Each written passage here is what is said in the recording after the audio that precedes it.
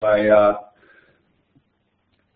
the feed that's coming in. I want to talk about a subject that's dear to my heart at the moment. I have a kind of vested interest in second language acquisition, and if I've got time at the end, I'll come back to that point.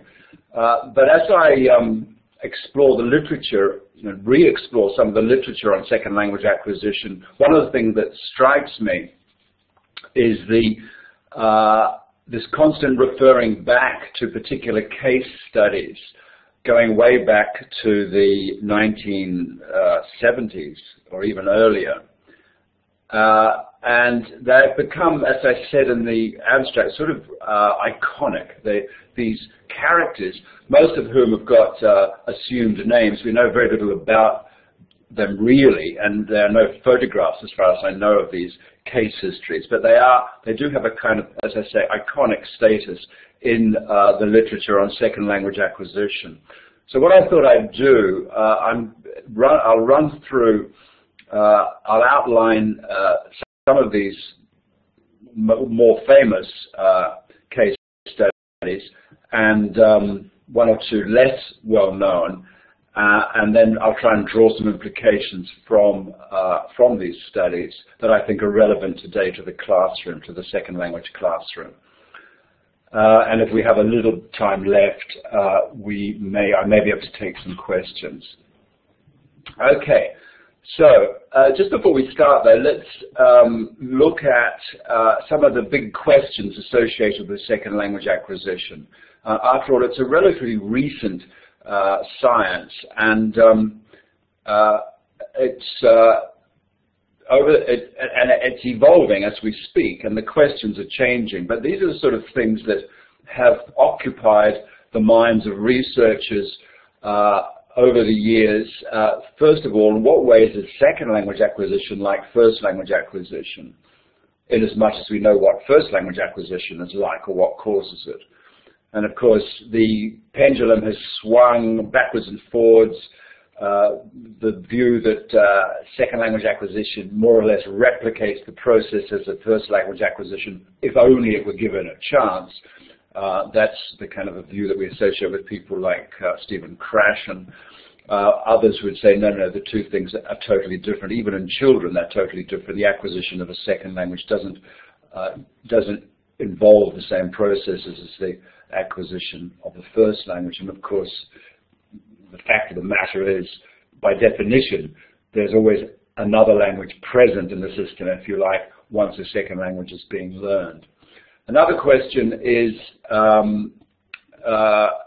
well, this relates to the kind of, what are the factors that are necessary for second language acquisition to take place? And are any of them sufficient? I mean, would this be enough?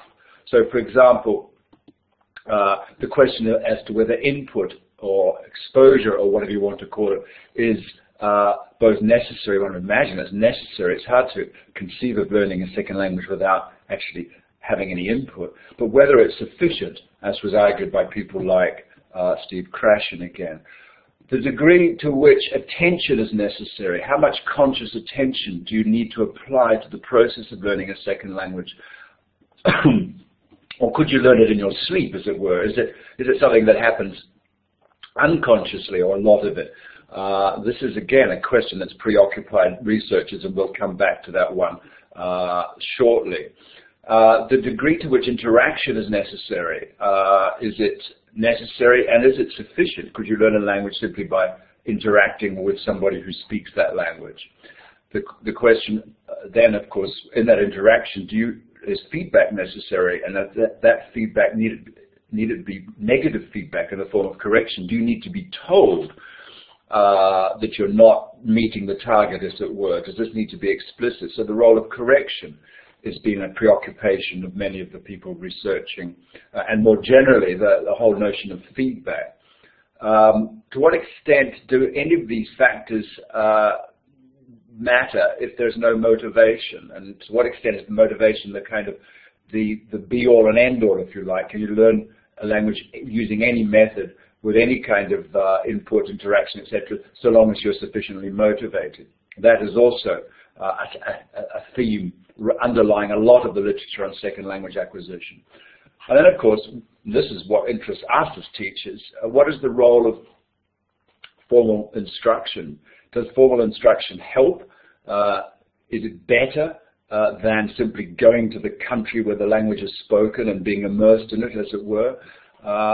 What advantages does formal instruction offer, and how can it be optimized? In other words, what features of formal instruction could we perhaps prioritize in terms of shortcutting the process of second language acquisition? And I suppose my implications at the end, when after I've looked at these case studies, I'll be addressing that question. And then, of course, do any of these things matter? Is there some magic pill that we haven't identified yet which will make second language acquisition much easier? And of course, another ongoing question is, why do learners make errors, and why are some learners more successful than others? Which of these factors do you think are implicated in making the difference between learners, or is it something they just simply bring? Some learners are simply better language learners than others because, for whatever reason, they have an aptitude, they have an intelligence, if you like, they have a good ear. What are the factors that distinguish learners and that make some better than others? So those are the questions that, and there are many other questions, of course, that researchers have been attempting to answer. And of course, to do that, as I say, they've occasionally used specific individuals, these famous case studies that I want to look at, to attempt to see what it was about that particular learner that made him or her a successful learner or not a successful learner, as the case may be. So let's have a look. Perhaps going way back, the first and one of the most famous case studies was a Costa Rican immigrant into the United States called Alberto. It is called Alberto in the case study. It was probably not his real name. He was 33. He was studied by a researcher in the States called John Schumann. And the study took place over about 10 months, where Schumann tracked Alberto's use of English, recording him, etc., and found that his English was very, very basic. It was, if anything, it was a kind of pidgin. He would say things like, "I know use television." There was no kind of inflection. There was no syntax. There was very little as I say, ending grammar, in fact, didn't really exist. It was a kind of pidginized lexical version of English. And Schumann was interested in seeing, first of all, was this Alberto's English capable of being changed? I mean, was it immune or not to instruction? So Schumann tried to teach some various features of the negative system, etc., and had no luck. It seemed that Alberto's pidgin English had, in a sense, fossilized. It was that was as good as it was going to get. So Schumann was interested in the reasons behind the fact that his English was so relatively basic. And he hypothesized that it was due to the fact that Alberto was not really integrated into an English-speaking community, and nor did he particularly want to. He had his Spanish-speaking network, community, etc. There was no, even though he was living in the United States, there was very little need for English, and so there was a social distance, but also a psychological difference. And this is what and this is what Schumann called a lack of acculturation, that Alberto was not acculturated into the target language culture, as it were, and hence Schumann developed his acculturation hypothesis, that one of the necessary things, perhaps not sufficient, but absolutely necessary for second language acquisition to take place, is that you need to identify, want to be part of the target language culture. This has been challenged. This view has been challenged subsequently. I'll see shortly another study which kind of threw all this into doubt.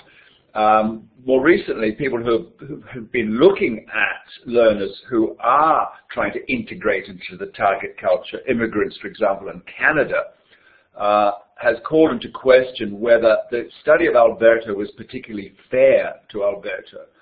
Bonnie Norton, for example, says maybe the reason that Alberto's language had pigeonized was that he wasn't being offered opportunities by the target community to integrate. In other words, unless you feel that you are welcome into the kind of target community, unless people want to speak to you, then of course you will feel socially and psychologically distanced.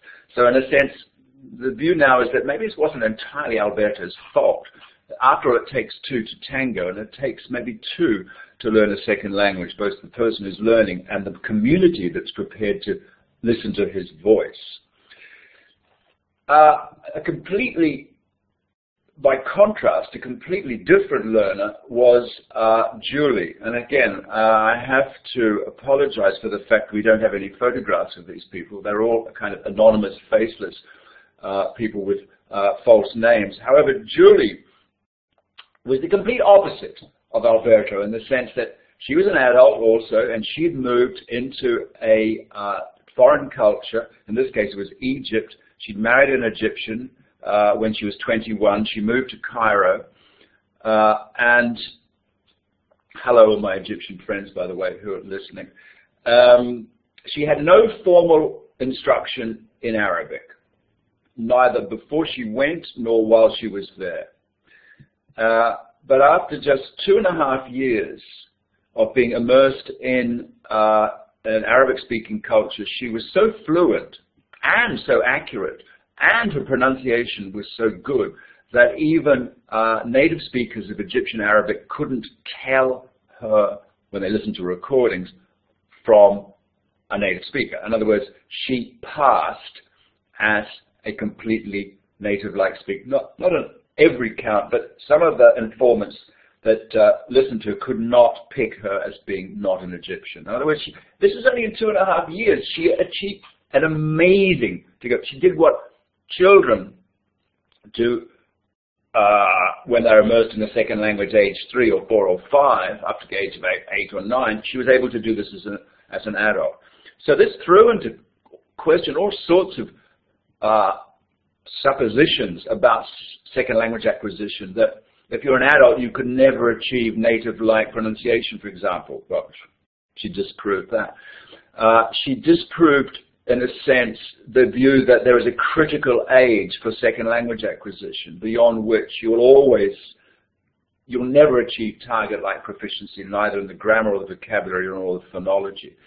But she seemed to have, starting as an adult, she seemed to have all the attributes of a child learning the language. Now, you could say, of course, that this is proof of the acculturation hypothesis, that she was married, she was integrated into the society, and therefore she learned the language. But it is interesting, and I'll come back to that she did this despite having no formal instruction in the language. In other words, in Krashen's terms, she acquired the language rather than learning it, and she acquired it to a degree which was very, very impressive. Okay, the third in our Hall of Fame is Wes. Wes is a Japanese immigrant to Hawaii in the United States. He's an adult also, and like Julie and like Alberto, had no or very little formal education in English. He had left school at a relatively young age. He was an artist by profession, and unlike Alberto, he was well integrated into the target language community. There was no kind of distance, if you like, as in Alberto. He didn't stick to only a Japanese-speaking community. He was very well integrated. He had lots of friends who were Americans, native speakers of English. He was very popular, but he had a level of English that was almost as basic as Alberto's. In the study that was done by Richard Schmidt over 3 years, Schmidt collected data, both written and spoken. what was interesting is that at the outset of the study, he was both grammatically very basic, like Alberto, and also had considerable communication problems in terms of getting his message across. However, over the 3 years of the study, he improved enormously, not on the grammar, which remained more or less stable in a kind of pigeonized way, but he became much more communicative. He became a much better interlocutor. He became, people, as Peter Skean said, stopped crossing the street to avoid speaking to him. Here's an example of his English. I know I'm speaking funny English because I'm never learning. I'm only just listen, then talk. But people understand. Well, some people are confused. Before, okay, but now it's a little bit difficult because many people are meeting only just one time. Sometimes so difficult. You know what I mean? And what's interesting from this is that you can see that, I mean,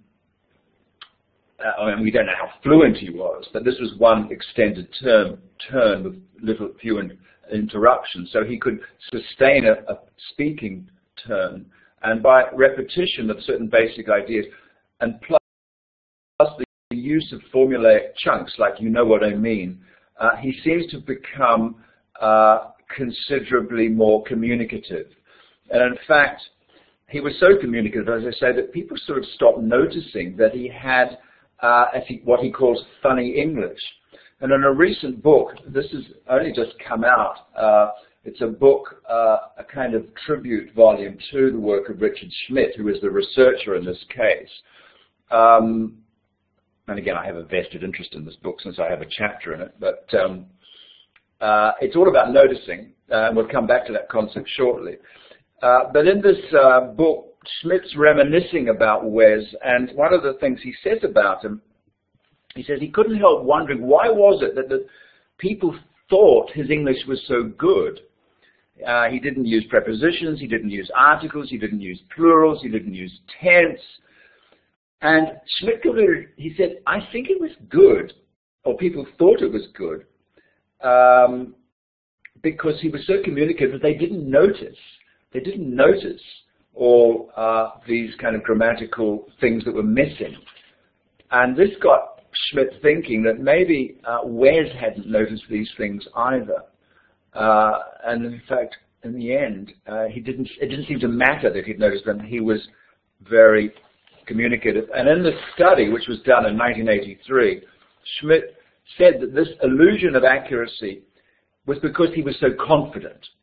One of the things he was confident in was he was confident people would understand him. And in fact, he thought it was the responsibility of the people he was talking to understand him. It wasn't like, oh my God, I can't speak English very well. I'll have to kind of like not talk to people or talk, you know, I'll have to think of every word before I say it. No, he said, nah, you know, it's your job. You understand me.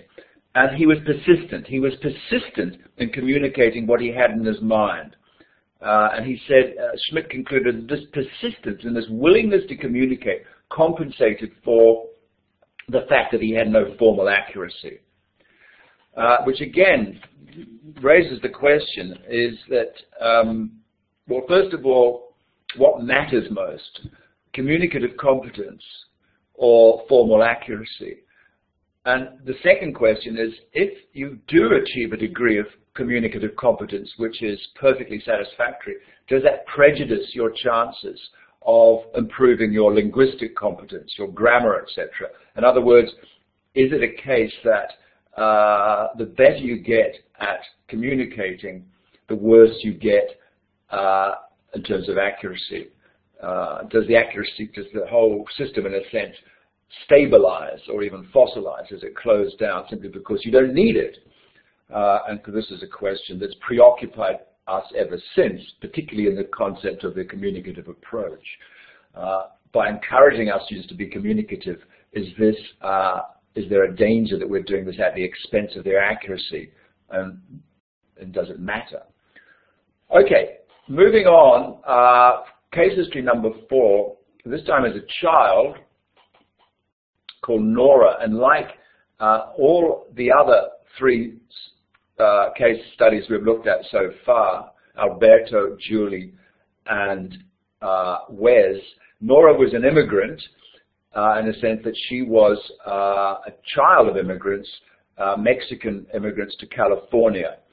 And she was studied along with 4 or 5 of her schoolmates as remember, she's a native speaker of Spanish. She was studied to see how she developed English. And she, of these 4 or 5 children, she was by far the most successful. And therefore, it's very interesting to see what it was that she was doing that enabled her to develop her competence in English. And the researcher, Wong Fillmore, studied her over 9 months and found that what Nora was very good at was developing certain strategies. And 2 kinds of strategies, essentially. Social strategies. In other words, she learned how to join groups, and by hanging around on the outside of groups and using what little language she had to become accepted as a member of the group. Remember, we talked about Alberto as being not an accepted member of the group. Nora learned social strategies which helped her become accepted. And I'll have a look at those in a second. And she also seemed to be using some kind of cognitive strategies which helped her process the language and produce language. And one of these strategies, cognitive strategies, was to memorize certain key formulaic chunks, just as we saw that Wes had done with expressions like, you know what I mean. And so the researcher hypothesized that to become a successful second language user, you need certain strategies. And this is a summary from Rod Ellis's massive study of second language acquisition of what these strategies are. And I just don't know of a better list of strategies. And what great advice this would be to give to learners, children or adults. First of all, the social strategies. Join a group and act as if you understand what's going on, even if you don't. If you act as if you understand, it's a kind of self-fulfilling prophecy. Maybe you will understand, or maybe at least you'll be accepted into the group. And then give the impression with a few well-chosen words that you speak the language. These are the kind of, learn a few expressions, throw them in. Sound as if you are a speaker of the language, even if not a native speaker. And then use your friends to help you. Ask people, how do you say? How do you say? How do you say? Use the social network that you are now starting to integrate into. The cognitive strategies are, first of all, use the situation, the context. Assume that what people are talking about is relevant to the situation at hand.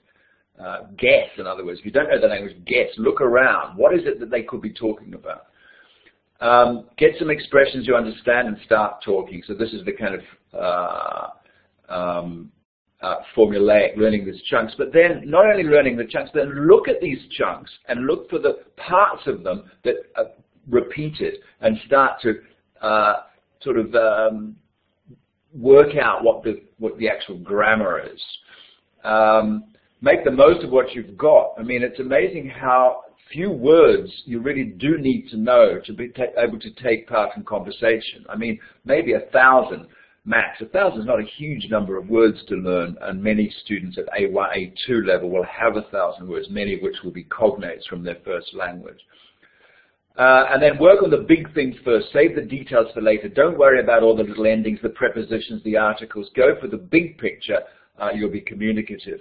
Now, of course, people will argue if you go only for the big picture, you will end up like Wes, speaking, a very fluent but very non-grammatical language, which maybe for Wes's purposes was fine, but it won't get you through an IELTS exam. Anyway, I think that's fantastic advice, and it goes way back, but it's really worth, as I say, returning to these studies. Okay, moving on. That was little Nora. We're going back now to Dick Schmidt, Richard Schmidt, that's what the R stands for. This is one of the few case studies we know who he was, and it was actually Dick Schmidt, there he is again, wonderful man, that made a study of himself learning Brazilian Portuguese. a study that was published in the 80s alongside a Brazilian researcher. He spent 5 months in Brazil on an academic fellowship, and he took classes for 1 month in Portuguese. And there are various examples from his, and he kept a diary of this experience. So here's an entry in one of his, describing one of his experiences. Early on, so this is while he was still in the language class. This week we're introduced to and drilled on the imperfect. Okay, so that describes what, the grammar content of the class. Then on Wednesday night, a person called A came over to play cards. I noticed that his speech was full of the imperfect, which I never heard or understood before. And during the evening, I managed to produce quite a few myself without hesitating much. Very satisfying.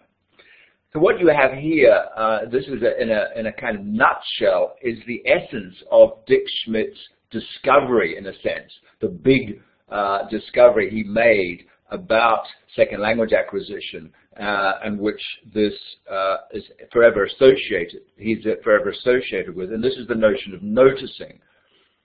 He says, I noticed that his speech was full of the imperfect. And it's this noticing of particular features of the language which suggested to Schmidt that noticing is essential for second language acquisition to take place. Unless we are consciously aware of the features of the language, we will not internalize them, as it were. So we need to notice them, and one good way of noticing them is to have been taught them. Schmidt wasn't very happy with the classes that he took in Portuguese, so he dropped them after a month and just started hanging out with Brazilians, a bit like Nora on the edge of the group, and using his friends to help him, and using various strategies to help him, like guesswork, etc. But what happened was he suddenly the growing awareness that things that he had been taught in the class, he started to see and hear around him. And he hypothesized that if he hadn't been taught, he wouldn't have noticed those things. The teaching, in a sense, primed him for later noticing. The teaching in itself was insufficient. What he needed was the interaction and everything. But the teaching of the grammar, of the imperfect, kind of made him more ready to notice that and we've all experienced this. I mean, when we notice something, when we pay conscious attention to it, suddenly we see it everywhere. It's such a kind of a common phenomenon, not just in language learning, but in everything. But it happened to me just yesterday. I was reading a Spanish newspaper, and I saw an expression, no tiene visos a mejorar. Something doesn't have something to get better. What is this visos? It's not visa. So I looked it up. Visos, it's a word that means glimmer or glint, but it seems to be used mainly figuratively, meaning there isn't a chance of things getting better, or there's little hope of things getting better. I thought, well, that's an interesting expression. I wonder how common it is, because I've never seen it before. I turned over the page in the newspaper, and lo and behold, in another article about something else, the same expression, different verb, but it was like no tiene visos a similar or something like that. I couldn't believe it. Within a space, and I noticed it because, according to Schmidt, I made the effort of noticing it, of looking it up, of using the dictionary, etc., and suddenly, so it moves into the foreground of my consciousness. And now I can use it, hopefully, not fluently, but at least I feel comfortable enough about it. Certainly will recognize it when I see it again. So for Schmidt, this meant there can be no learning without awareness. You cannot learn things implicitly. You cannot learn things in your sleep, language. This was the argument. Well, various people have kind of revisited this study, including the diary entries, and quite recently, an expert called Dwight Atkinson has suggested that Schmidt's noticing hypothesis is very much a cognitive one, but it doesn't take into account other factors that may well just be as important. After all, Schmidt was saying you have to pay attention. It's a cognitive function. You have to pay attention to things if you want to learn them. Atkinson's saying actually there's more to it involved in that. There's probably, what about your emotions? Maybe we're disposed to, we feel we want to pay attention to some things and not others. And that Schmidt wanted to pay attention to the grammar because he was a linguist. Wes didn't pay attention to the grammar. Remember Wes in Hawaii, the Japanese? Because he wasn't a linguist. He wasn't interested. He didn't want to. So there's affective factors that are not haven't been worked into the equation. Also social factors, as we saw in Nora's case, the wanting to be a part of a group and making friends and using the friends. These are not factors that for Schmidt were terribly important. Okay, how are we going? One more. Okay. Oh, Mario. Okay, I'm cheating here because Mario is not, first of all, he was not a study in the literature of second language acquisition. And also, we know who he is. But I think his experience is incredibly interesting. Mario's story comes in a collection of, and I'll give you the references at the end, a collection of accounts by people of how they learned English, and so that kind of, it's not academic research, but it is interesting because they're first-person accounts of how people learn English, mainly in the United States. Mario Kreutzberger is a Chilean, and he went to New York on the behest of his father to do business when he was 19, without any English to speak of. He had a little bit of prior instruction before he left in conversation, but he was basically a beginner. He arrived in New York, we're talking about the 1950s, 1960s.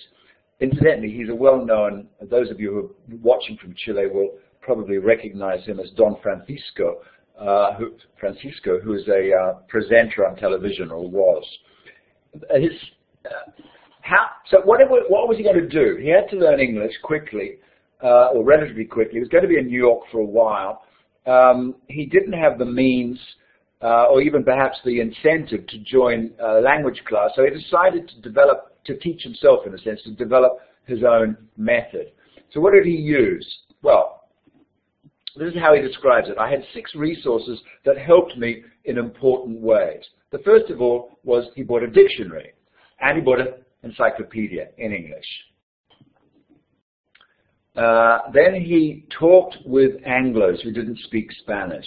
Now this was what I find one of the most fascinating things about the study, is that he set himself out. He would go out into New York and he would stop the first person he saw, preferably an older person, because he said older people have more time and perhaps more indulgent to foreigners, and he would say to them, "Excuse me, can you tell me the way to the such and such a subway station?"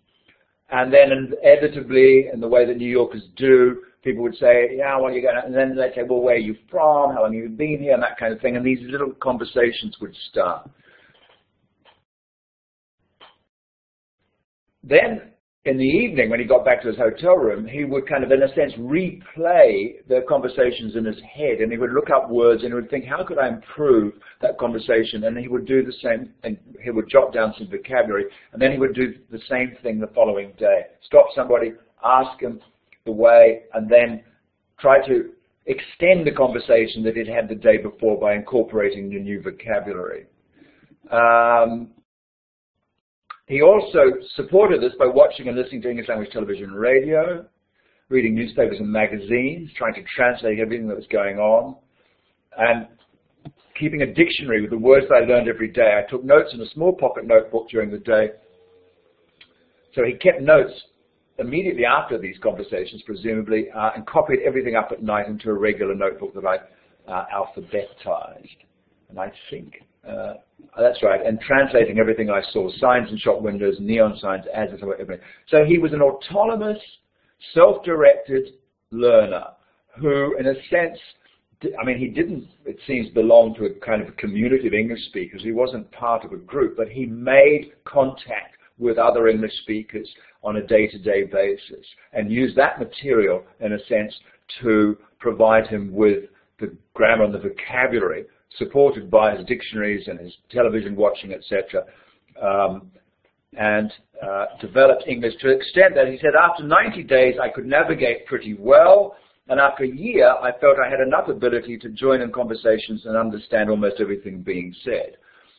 A year sounds like a long time if you're living there, but I mean, I think the fact that after 90 days he felt comfortable and could navigate, as he says, pretty well, that's a testimony to the fact that with a degree of self-direction, motivation, using the resources available, you can learn a second language, particularly if you are in the context and with the languages used. So that was Mario, and that brings me to the end of my 6 iconic case studies, and I just want to now just tease out some conclusions. Well, there's many conclusions we can draw from this, but the ones that interest me particularly are, first of all, Southern language learners reach impressive levels of proficiency without instruction, witness Julie, witness Mario, but others don't. Now, none of these, well, the only study that involved instruction was Dick Schmidt, when he studied Portuguese in Brazil, and he didn't reach impressive levels with instruction, but he did manage to make quite a lot of headway when he started using what he'd learned in the classes, when he started using that in the street, as it were. And we're not saying that instruction didn't help. In fact, Schmidt would argue that it did help because it primed him for later noticing. Those who do, that is to say, those who do reach impressive levels of proficiency without instruction are often motivated to develop learning strategies of their own. So Mario being very much the case in point. But going back to little Nora in the playgrounds of California, she developed learning strategies of her own, which were very successful. And we saw a list of those. As an older learner, Mario also was able to do this in a kind of more deliberate way, using resources like dictionaries, etc., but engaging in social interaction. That brings me to the third point. These learning strategies typically involve some kind of social interaction. This is what Nora learned on the playground. This is what Mario was able to bring to his learning experience in New York. And this is what presumably Julie was able to do in Egypt when she reached such impressive levels with her Arabic. And certainly this is what Dick Schmidt attests to having done in Brazil, that he'd learned that he reinforced his classroom learning through social interaction. And this is how Wes developed his fluency in Hawaii. And this is what poor old Alberto didn't seem to be able to do. There was no social interaction, therefore there was no language development. And the next point, well, I've already said this, that the value of classroom instruction, that it might have some kind of priming function. That maybe it's insufficient on its own, but it might prime learners to those who are self-directed or motivated to take their learning outside the classroom, whether it be through social interaction or reading or going online and having one-to-one chats or whatever. The classroom instruction helps prime them. And it kind of sows the seed, as it were, for future noticing. And then finally, one other lesson I would like to take away from this is that communicative competence may be less dependent on formal accuracy than on formulaic language. The role of formulaic language, which I've spelled formulaic wrong there, we saw that with the study of Wes, that he picked up a lot of expressions of chunks that he was able to use to give the illusion of fluency and to kind of probably buy himself processing time. We saw that as a strategy that Nora used on the playground, that she learnt chunks, first of all, which she gave her an entree, if you like. These were a ticket that allowed her to become a member of this little tiger community. And but we saw also that another good strategy is to take these memorized chunks and kind of at some point unpack them to see what kind of grammar that they reveal. So that to me is, these are some of the things that are suggested to me by these case studies. And just a little caveat here.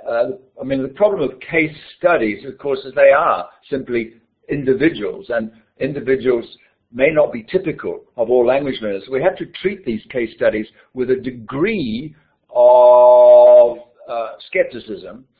I mean, the beauty of case studies is that they are very detailed.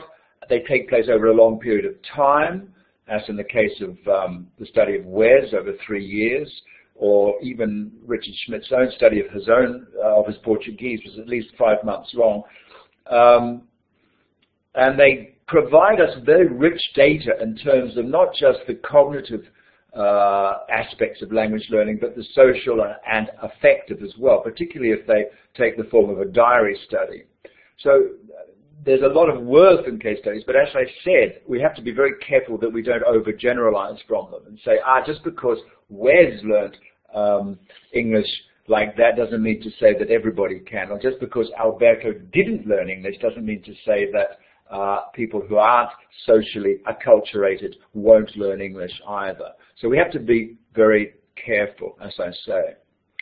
And I suppose, just to conclude, I said at the beginning I have a vested interest in these case studies now because I'm turning myself into a case study as we speak. Those of you who may be following my blog, the Defossilization Diaries, and you can find that by just Googling defossilization or Defossilization Diaries, will know that over the last 2 or 3 months I've been trying to, in a sense, crank up my somewhat dormant Spanish. And that's been a very interesting process. And that's what, in fact, has driven me back into the literature to look at other case studies, to see how they got on and see what I can learn, what I can apply to my own Spanish learning. So I've done all the sort of things that Dick Schmidt did. I've been to classes. I've done the sort of things that Mario did. I've attempted to do anyway, which is engage in more social interaction, memorize vocabulary, read a lot, have conversation classes, etc. So I'm sort of bringing all this to bear on my own, as I say, somewhat stabilized Spanish, and it's been a very interesting experience, to say the least. And as I say, that's partly what's motivated my interest in the SLA Hall of Fame. Well, I'm kind of almost out of time now, so I'm not going to even suggest that you ask questions, because I simply won't be able to deal with them, I don't think. I'm just seeing the message. Okay, we're, yeah. I think I'll move to the last slide now, which is the list of references. And I've grouped them according to the different case studies that there were. Now, many of these studies are difficult to access because they're in academic journals that unless you have access to a library, you won't be able to get easily, or they're in books that have been long since out of print. But I put them up there just to, for those of you who may be interested. If you look at any book on second language acquisition, and taking one off the shelf, like the massive Rod Ellis, this is the first, edition. Oh, where are we? It's, you'll find very good summaries of these studies, everything except Mario, as I said, which is a little bit of a cheat. So on that note, I hope you've all managed to follow and hear and see, and I'll hand things back to Henry. So from sunny Spain to wherever you are, Thank you, and enjoy the rest of the day for those of you who are staying on. Bye. Thank you to Scott for another great talk there as part of our conference.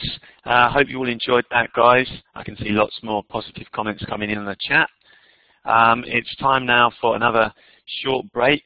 We're back underway again at 11 o'clock our time, so that's in roughly 15 minutes. So now's your chance to have a quick break, get a drink, a snack, or depending on what time of day it is where you're watching from. But if you want to stay in front of your computer, then you can do, and carry on the conversation in the chat box. Just a reminder that Scott's talk, the recording of it, will be available from Monday on the conference website. So I'm sharing the link to that here. I'm going to also do something very fancy now and share that with you on the whiteboard. Hopefully you can see that. That's the conference web page I'm trying to load up now. It may or may not work for us, but it's in the chat box anyway. And I've just been reliably informed by Heath here, who looks after the website, that the recordings of yesterday's, Wednesday's secondary session are now available for you to watch again on that website too. There's been a few questions about that in my inbox, but if you check it in the next quarter of an hour, so from 11 o'clock our time, they'll be up there and you can sit down and enjoy them. So I've just got to get Ceri's presentation ready for the next talk, and then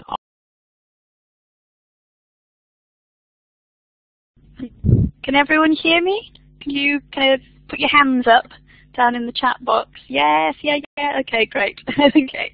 I'm going to try and keep an eye on the chat box as much as I can as well, because sometimes we're going to be doing a bit of kind of whole class work rather than group work.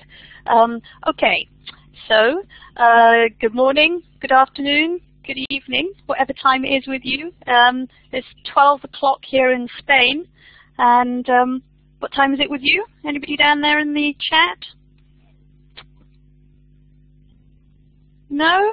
Don't find the chat. It's 12 o'clock here. What time is it in wherever you are with your cups of tea and your cups of coffee? Okay.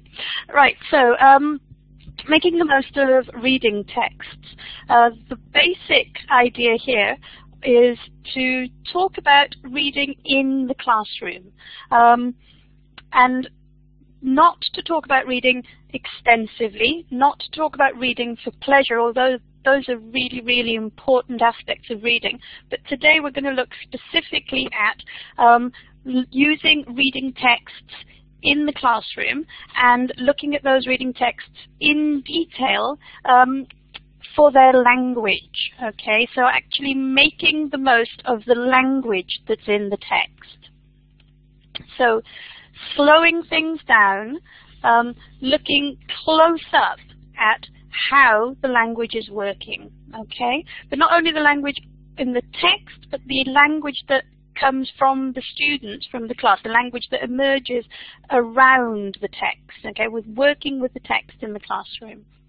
So basically my thoughts about this workshop stem initially from a criticism which is leveled very often at reading texts in courseworks, that they don't actually exploit the text that much, that there may be a tendency to quickly read through the text, maybe one or two post-reading activities, but then quickly on to the next page. Now I think this is kind of an inevitable part of printed page coursebooks, that maybe digital coursebooks will be able to do something far more creative and imaginative as we develop them more and more. But physically, a printed page, once there's a reading text on it, really doesn't have much room for anything else apart from some basic exploitation. Now, this may be a criticism It's maybe a justified criticism of course books, but I think also the additional work, the additional exploitation is something that we as teachers can bring to it, we as teachers and our students as well, as we work with each text. So what we're going to do is we're going to look at this idea of slowing down, making the most of every single text we come across for what it helps us to learn about how the language works. So using it as an example of language at work. Okay. I'm seeing a little comment down there about reading texts can be dull. I'm going to make kind of a big claim for the activities we're looking at today, that I think they can work with any text, if it's a course book text, an exam text, a text you've taken from the internet, whatever source of text, interesting or dull. I think sometimes it's true. Some reading texts may be dull, and maybe they're there and you've got to use them. So by working around them, by getting the students to play with the language that's in them, maybe even a dull text can be brought to life. Obviously, in an ideal world, we would choose not to work with dull text, but it's kind of just coming in there on that comment on dull text, and thank you for prompting me there. Okay, so we're going to have a look at a whole list of different activities. Basically, I'm going to share them out into the following sections. We're going to look at activities before reading. We're going to look at creating reading tasks together. We're going to look especially on focusing on form, but actually this is something that I'm going to try to underline and highlight throughout, that wherever possible we slow down, we look close up, and we notice things about how the language is working. But also there will be a section with suggestions for minimal preparation or zero preparation exercises for focusing on form in any given reading text. And then we'll be looking also at how we follow up on this work that we've been doing, the intensive work we've been doing with the text, and the importance of, revisiting. I've got an I missing there, bad proofreading. Okay, so we'll move on. Sorry, there's a question there. Text structure or linguistic structure? In this particular case, we're looking at linguistic structures. The focus is on language. Text organization will come into it, and that's always part, I think, of what we're looking at when we're looking at a text. But the activities I'm looking at this morning are looking at structures, and yes, that does include lexis, chunks, collocations, all of the things that we can learn about how the language works by looking at the language at work in a text. Okay, so activities before reading. Now, what I'm going to do here is I'm going to model a couple of the activities with the headlines of a text initially, and then some sentences taken out of the text. We're not actually going to read the text together, as that would be difficult with the timing and who's reading what and whatever. So we're just going to work with extracts. Okay, so before reading, the classical kind of prediction tasks that we might use, I think can sometimes be problematic, because I think we might sometimes be asking too much of our students to be able to guess something concrete about a text, and it can be quite frustrating. Very often it's just like, can't we just get on with reading it? So I'm going to look here at ways of slowing down the initial contact with the text. Okay. So first of all, we're going to look at a spelling dictation, and we're going to do one together. And I'm also going to talk about variations on the dictation. In this case, we're working with a headline. Now, obviously not all texts have headlines, so this is an activity that works if we're working with an article or a blog post that has a headline. Okay, the first one I am actually going to dictate to you, but but it's a spelling dictation. Okay, so the spelling dictation works like this. I will dictate letters, 3 letters at a time. I won't tell you the word boundaries, okay? I'll just give the letters. And as you get the letters, see if you can find the word boundaries. And if you get the headline before I finish, type it into the chat and I'll see whether or not you're right. Or I'll try and see. It depends how quick you are, how quick I am. Okay, are you ready for the dictation? Yeah? Yeah? Okay, great, lovely. Okay, I'm getting lots of yeses. Right, so you might want to dictate into your chat box, you might want to dictate on paper, you might want to write on paper, whatever suits you best. So the first 3 letters are T-H-E. Okay, that one's easy. R-E-S.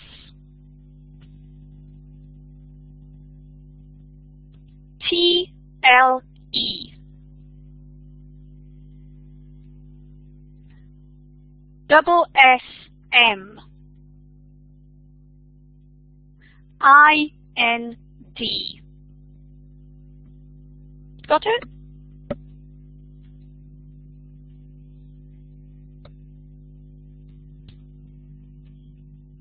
Okay. There it is. Okay, so obviously dictation slows things down nicely. It's also a moment in a reading lesson when we can bring everybody together lockstep, we're all working at the same time. I found that, that the spelling dictation works really well at all levels because I'm sure you've had the same experience. Students, even at very high levels, may not actually be very confident with spelling. They may not have studied their alphabet for a long, long time, and to do it at speed is something that can actually quite challenge them and focus their attention. Also, this idea of creating the word boundaries so that they have to, rather than being told what the words are, they're finding them for themselves. This again slows them down and focuses the attention on the actual language. As a kind of a byproduct, you can also work on the intonation of lists and this tendency to list in groups of 3. We do this with spelling, we do this with phone numbers, so that's quite a nice little kind of, again, a lockstep moment in the classroom, all of the students working on a very small focused area. It really brings kind of mixed levels together because it's something that everyone's concentrating on and able to do possibly at different levels as opposed to their communication ability. So sometimes it gives a little boost of confidence as well. Okay, so we've established the headline and we have the word boundaries. Just a second. Okay. Then, rather than look at the text or the ideas from the text, the first thing that I like to do is to look at the actual language of the headline and ask the students, well, first of all, I would want to deal with the meaning of restless, okay, because that might be a word that they're not aware of, and also to have a look at the way that the suffix less works. So I might ask them, first of all, for a synonym for restless. Any synonyms for restless? Okay, without rest, that's lovely, yeah. Unceasing, uneasy, anxious, curious, antsy. I love antsy. Yeah, okay, lovely. So first, actually on the board together, we would build up the list of the synonyms of restless and look a moment at the less suffix. Okay, so depending on your class, you might want to follow up with the less. Do your students know of any other words that use the less suffix? Okay, so again, can we just quickly brainstorm what less suffix words: penniless, workless, helpless, brainless, mindless, careless, hopeless. Wonderful. And then what we do at this point is we've got a little list, and which of these do you think would be able to describe mind? So could you have could you have a hopeless mind? Yes, no, what do you think? A hopeless mind? Yeah. What else did we have with the letters? I'm going to have to, clueless. Beautiful. Okay, and so we have a look at collocations. What collocations go with mind? And we're starting to explore the whole idea of mind. Having worked with the word restless, I then look at the word the. Okay, here I've asked them, okay, what can you substitute the with? And in this case, the only option is, well, is this the only option? Is an option my restless mind? Yeah. One restless mind, your restless mind, this restless mind. So again, we're creating a list. And this is the great thing about working with a group, of course. I had stupidly only put restless mind, but there are so many other different options as well to explore. And what we do here, again, slowing it down, is, okay, so what's the difference between a restless mind or the restless mind? And by looking at this, we're looking at the actual basic meanings of the articles. Okay, in this case, we're probably working with a high intermediate class who can articulate these differences. For them, they're reviewing, they're consolidating the relationship of form and meaning, but in a very, very small example of the language. We can continue as well with mind, so we can have the restless. Okay, what else can be restless? And again, we repeat the same thing. I'm not going to ask you to brainstorm that as well. I think you get the idea. So that what we do is we take this incredibly small chunk of language and we play with it. We take it apart, we look at alternatives, and we just get the mind focusing on how language works, on kind of the minutiae of language. And just from a very, very short headline, we can actually do a lot of work with language. Now, I saw someone asking how much time would I dedicate to this particular exercise. Well, we've taken possibly 5 or 6 minutes over it. Obviously, this would double, maybe probably even more. Maybe you might be spending about a quarter of an hour on this in the class. Personally, for me, this is time well spent, because I think that by slowing down, looking close up at any piece of language, we are encouraging, hopefully, enhancing noticing skills, linguistic noticing skills in our students. And we're helping them. They may already have those skills, they may not need enhancing, but at least they're practicing them. And I think this is something they can then transfer outside the classroom. So when they are reading, working with language outside the classroom, hopefully this will become a kind of an innate activity that even subconsciously they are learning from the language that they're interacting with. Okay, so that's one idea with working with headlines. Obviously, with the spelling dictation, you want to keep it to a short headline. If you have a longer headline, then you might want to mumble dictate it. A mumbled dictation would be where basically you mumble, and the students have to listen really hard to try and understand what you're saying. So in this case, a mumbled dictation, the restless mind. And they go, sorry, what? The restless mind, the restless mind, the restless mind. And you mumble it until they get it. A silent dictation, for example. And there are various different ways of dictating. Okay. Sorry, looking there at synonyms.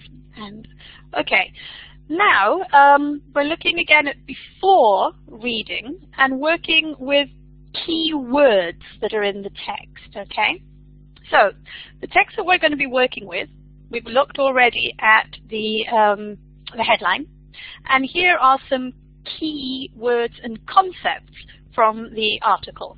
Okay, so obviously we can ask the students to predict from this what they think the content of the article is going to be.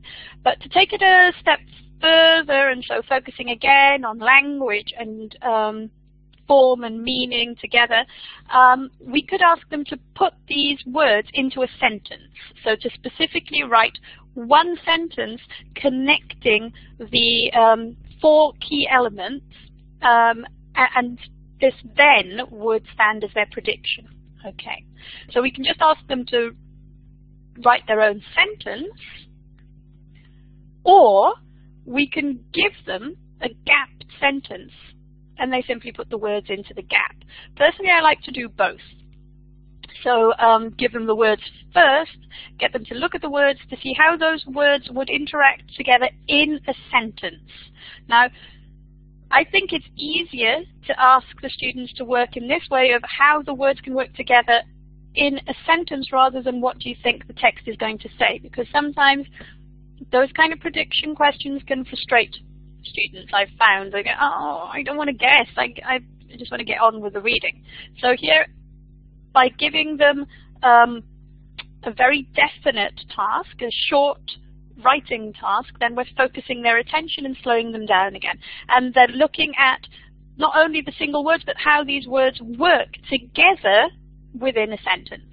And having got them to think about it for themselves, maybe write a rough first draft of their sentence, then I give them the sentence, and they have to put the words into the sentence. This is actually a sentence from the text that they're going to read, so this is also preparing them for possibly one of the more difficult sentences that's within the text, but also a key sentence that's in the text. Okay, so moving on.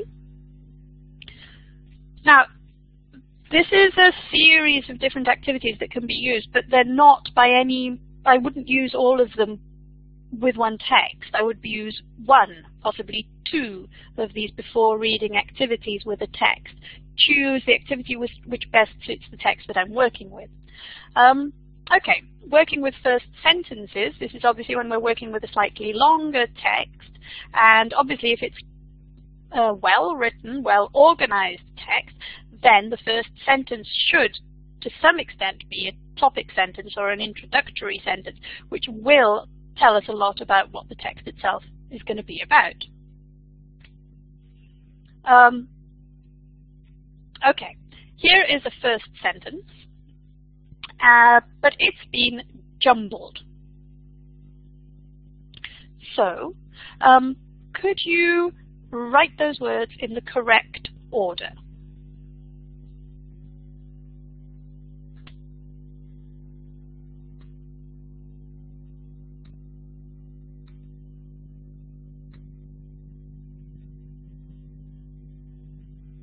Nice, we've got someone's got it as a question, so you'd need to add a question mark. Has anybody got it as a sentence rather than a question? Yes, I've got one here. Memorization is fading away in digital era. Okay, now this is actually a sentence rather than a headline, so you'll find that I've actually played a trick on you, and there's a word missing in there. What is the word that's missing?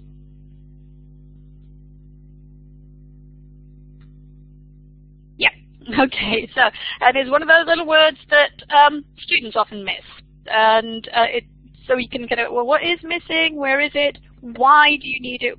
Why do you need it in a sentence? Why might you not need it in a headline? Again, where we can explore the use of the article in this way. Okay, so again, working with first sentences, another activity that we could use is this time a kind of a pair work information gap, where student A has 3 key words. Okay, so practice with a C, not an S, so this is the noun, lucid and true. Okay, student B has 3 words, dreaming, wishes, and come. Okay, so they can come together, look at the words they've got, kind of examine the relationship between them, and then they have to create a sentence using those words. Okay, so any ideas?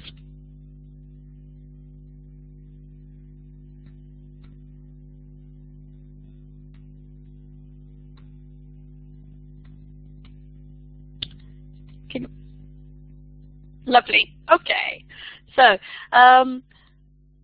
again, this prepares the students. They've created the sentence themselves. They've been working very much with the language of how it works, the position, the syntax, and by creating that sentence themselves, and we've slowed them down again, but it actually gives them quite a good idea about the text that they're going to read.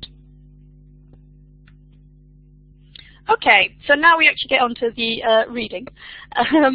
So we're going to look now at creating reading tasks. So my idea here as well with the presentation of this list of ideas is that they are all either zero or minimal preparation, and that they do not require any materials other than the reading text itself. Okay, so asking questions, right? There's nothing new to this, although there may be a slight new twist to it, I'm not sure. Starting off by just simply brainstorming question words, okay? Here are the basics. But depending on the level of the class, you could also be looking at question word expressions, how often, how likely, what kind, etc., etc. So my first step would be to brainstorm as many question words and question expressions as possible on the board in the class. Depending on the size of my class, I really like the students to get up on their feet and do this themselves. If you're using an IWB, more difficult because the pen has to be passed around. I had a class of 22 students up on a beautiful big blackboard we had doing this in coloured chalk, and it looked really beautiful. But likewise, they can be doing it in groups, on a piece of paper, on a tablet screen, whatever. But basically, we just want to establish as many different question words as possible. Okay.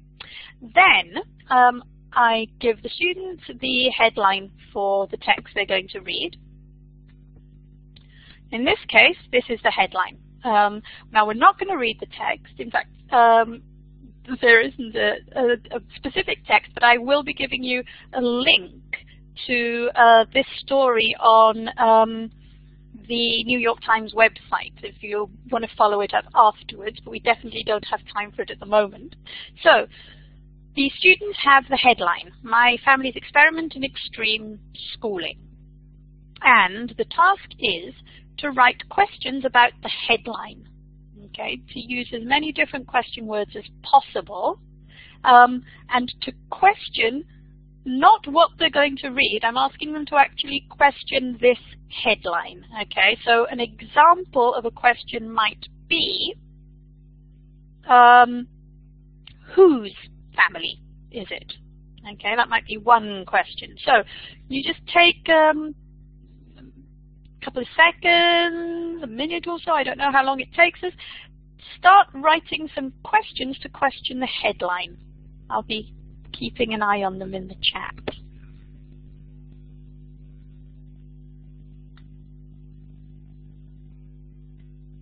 Okay, lovely. Yeah.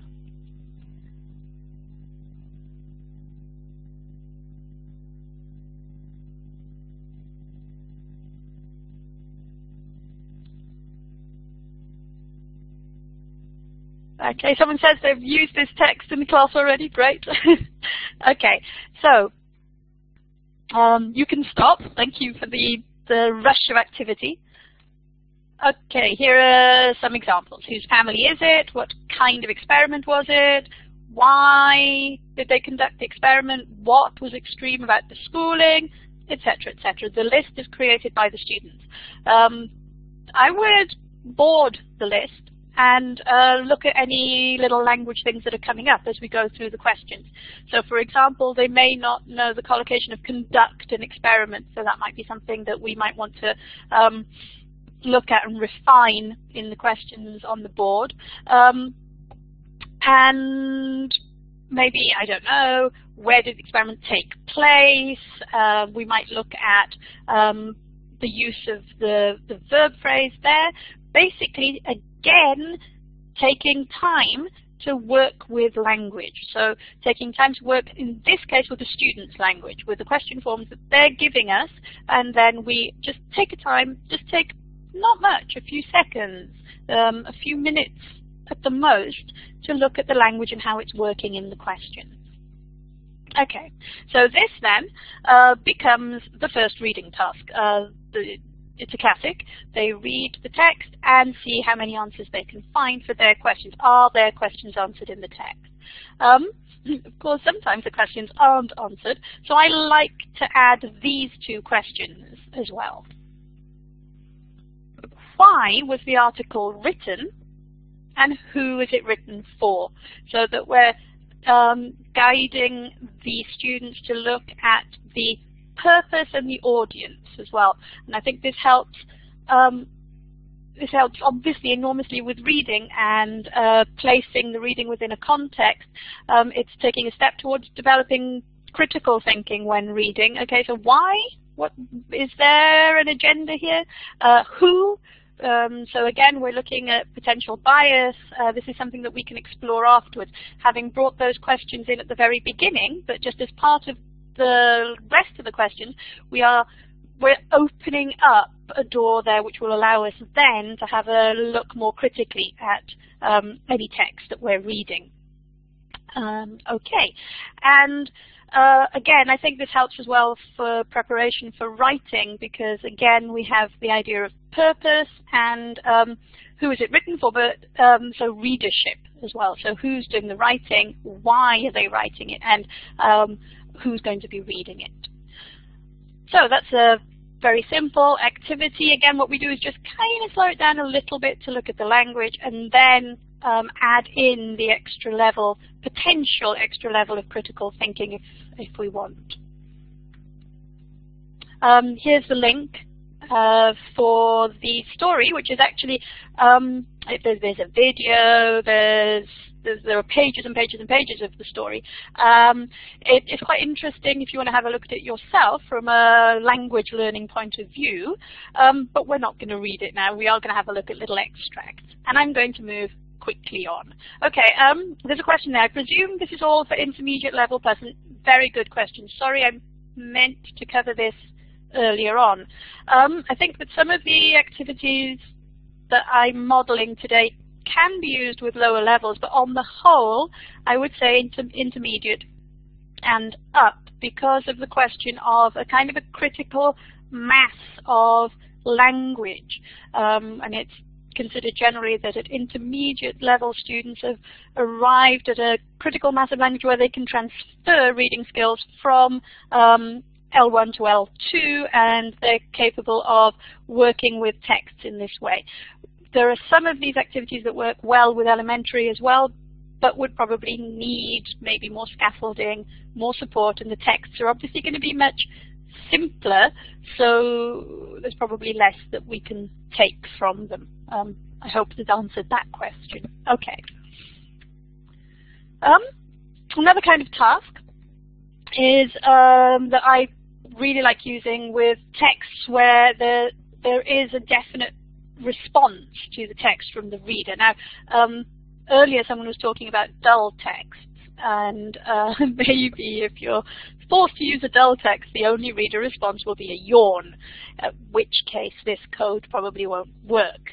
Could I have a quick hands up who is already familiar with the idea of a reader response code?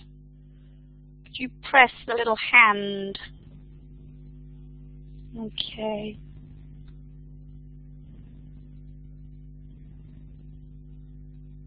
I'm hearing lots of, yeah, okay. Right. So, then I'll quickly go over what a reader response code is. Okay, thanks. It has its roots in research on reading.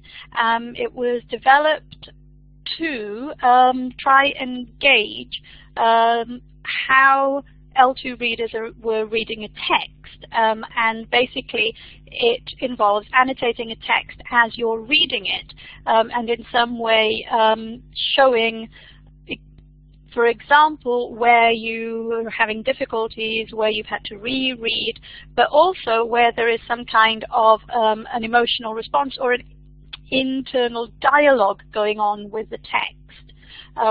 So it is simplifying and codifying in some way this reader text dialogue that's going on.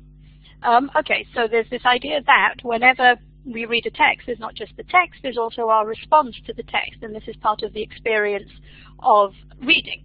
Now, each text that we use will require a slightly different response code, but the basic idea is that you give the students a couple of symbols, a couple of signs that they will use to annotate the reading in the margin or on the text as they're reading. Let me give you a practical example.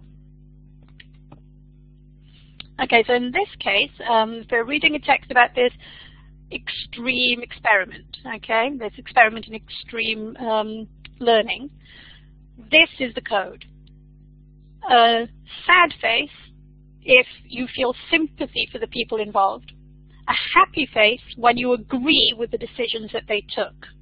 And then either an exclamation if there's something that you think is worth commenting on or something that you found interesting, or a question if there's something that puzzles you. I find that students need a little bit of coaching in using reader response codes.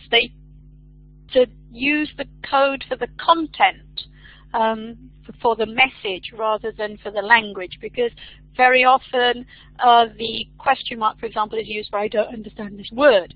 So basically I kind of try to say, well, look, that's okay. If there's a word you don't understand, why don't you just underline that as a difficult word? If it's the idea you don't understand, then put a question mark. So the students read through the text and write the code in the margin as they read. Now, this sets up a great activity for after reading, which is simply that the students compare their codes, and they show each other where they've annotated sympathy, agreement, disagreement, or any other reaction they've had to the text. But what this means is that the students, rather than being directed by questions that have been written by me beforehand, second guessing what their response to the text will be, they're setting up questions to their own actual responses. And so by comparing notes, they focus again on the parts of the article that are interesting for them, or the parts of the article that have spoken to them in some way or other. It also really helps with identifying chunks within the text which are problematic. So there's that things that puzzle you, and so we can look at that together, we can discuss that together. It sets up a very simple structure for fielding any responses, any comments from the students. And it can work with any kind of text. What I usually do is I read the text and try to gauge my own responses to the text as I read it. And from there, I take my code. So I kind of think, okay, what kind of responses am I having? And I try to generalize them in some way. So in this case, it was, okay, there's an emotional response of sympathy towards the family. And then there's a kind of a more cognitive, reasoned response to the actual experimental side of it. And, well, no, I don't think I agree. Yes, I agree. And so that's how I came about my code. Sometimes students will criticize the code and say, oh, no, you should have given us this symbol or that symbol instead. Great. You know, you say, wonderful, just add those symbols in as well. So it allows a lot of space for the students to be creating the activity. Was that clear? Do the people who were saying they hadn't heard of reader response codes before feel that they understand a little bit more about them? And shall I move on? Okay. Another post-reading, after the first reading of the text, another activity is exploring themes and threads within the text. So in this case, the various themes and threads are the parents' decisions, the kids' reactions, the parents' reactions, and the school. And what I do is I set the class up in groups and ask each group to read through the text again and make notes on their particular theme or thread. So they go back through the text. It's an excuse, a reason for intensive reading of the particular extracts that relate to their theme or thread. So they go through and they look in detail at that, but they're also skimming in order to find the parts of the text which relate to their task. So we're allowing an opportunity for the transfer of these reading skills that we talked about earlier, that they're transferring the skill of scanning, for example, but they're also looking at the skill of summarizing and note-taking, but only for part of the text. So it becomes something which is shorter, and then obviously afterwards we regroup and they compare notes, and if there's anything that maybe they hadn't understood about the text which wasn't within their theme or thread, then that's a chance for their classmates to help them with that. Okay. Exploring lexical sets is another way of, again, looking slowly again at the text, is to get them to go through and pick out the words which are, for example, in this case, describing emotional reactions. And in that way we can pull out a lexical set from the text. Now, any well-organized, well-written text will be structured around lexical sets. So this is always something that can be identified either by us as the teacher, or as our students become more sophisticated in this kind of treatment of texts, they themselves will be able to identify the main lexical sets. Moving on to focusing on form. So we've worked with the meaning and the content and the reaction to the text. Now we're going to focus on form.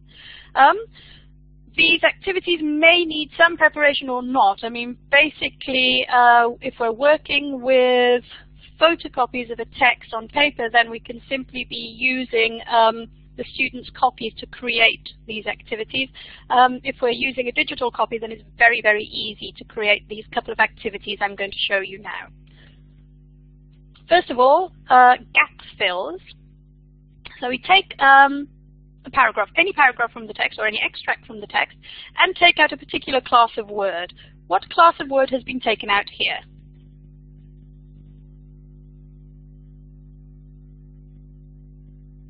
Okay, so what class of word is missing in this text? What have I taken out?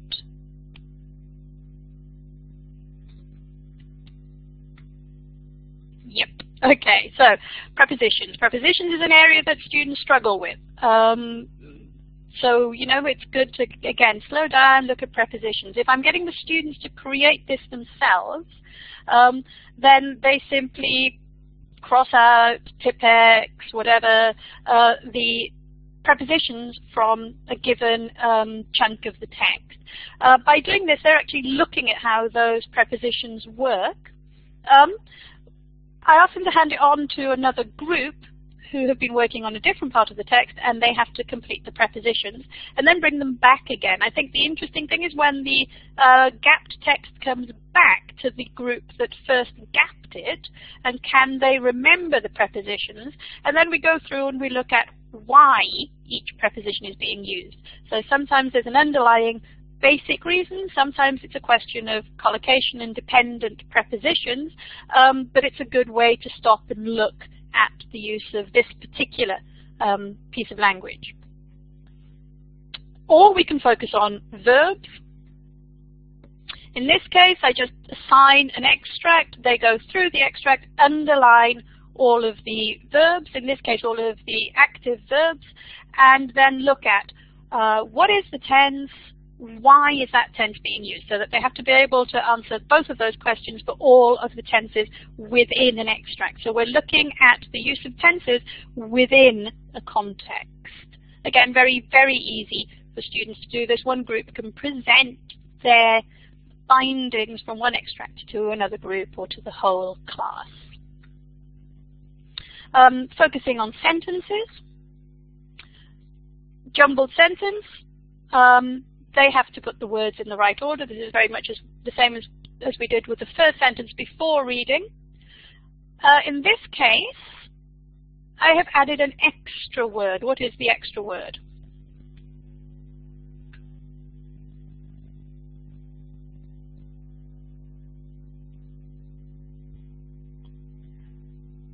Okay, two, yeah. One, two, too many. Or the other possibility is to take the two out, so either adding an extra word or taking a word out. Students can create these tasks for each other by simply writing the words at random within a bubble, within a cloud, and then handing them to another group who then have to put them in order. Okay. Following up, very quickly, the last slide or two coming up. So how do we follow up? At the end, we can get the students to write summaries. Now, for me, a competitive summary is that I give an initial word limit. So, for example, write a summary in 30 words. They write the summaries in pairs or groups in 30 words. Then I say, now cut it down to 20. Now cut it down to 15. And this is actually a really, really useful linguistic task. And finally, who can write the shortest summary? Okay. And revisiting, with the I in the revisiting this time, we can reconstruct sentences from the text in this kind of way, giving notes and prompts for restructuring. We can simply retell. We can ask the students to recall keywords, retell from keywords. They can go back and look at the exercises that they created themselves.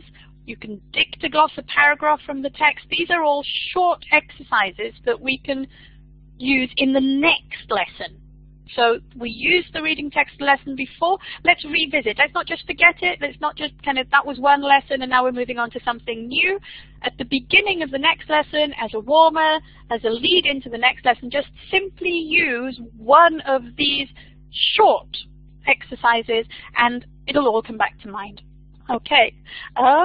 Sorry, that was a whirlwind trip through all of those, and that's it. That's the end. I don't think we have time for questions.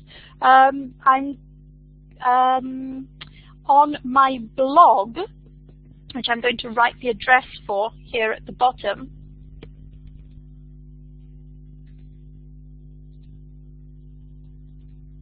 And which is on the screen. Thank you, Henry. Yeah.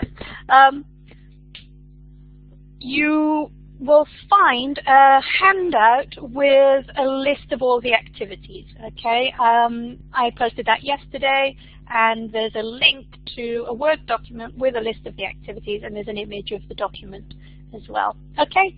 Thank you. Thank you very, very much.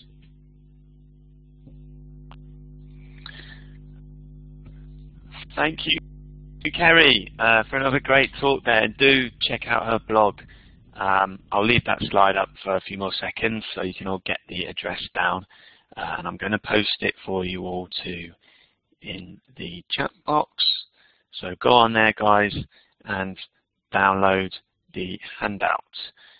Right, we have another short break coming up now before the last talk of this morning's adult session, which is with Susan Holden, who's waiting for me in reception. She's going to be speaking live from the office in London in front of the famous brick wall.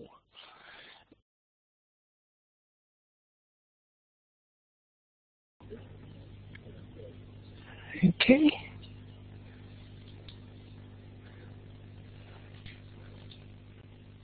Hello. Very nice to be here. I've watched a couple of the sessions this week, so I do recognize this brick wall. It's quite funny to be in front of it myself. As I said to Henry, or rather I shook my head, I'm not going to use the poll button, but I am actually going to ask you lots of questions. And one of the reasons for this is that I think that cultural exploration is something where there isn't a right, wrong, yes, no answer very often, but there is something that you might like to think about yourselves. So I will be posing a lot of questions, but they're rather more for you to think about than to get yes, no answers on. Now, the topic is cultural exploration and language through reading. And the reason I put language through reading is that it's based on the new Macmillan Cultural Reader series. And I wrote one of them on Brazil.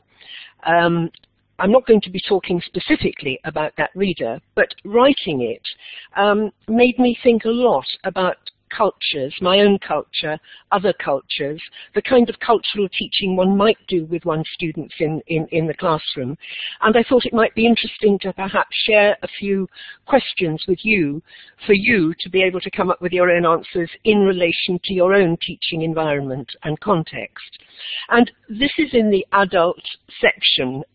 When I was asked to do this, I did question this because the reader was actually written for both secondary and adults.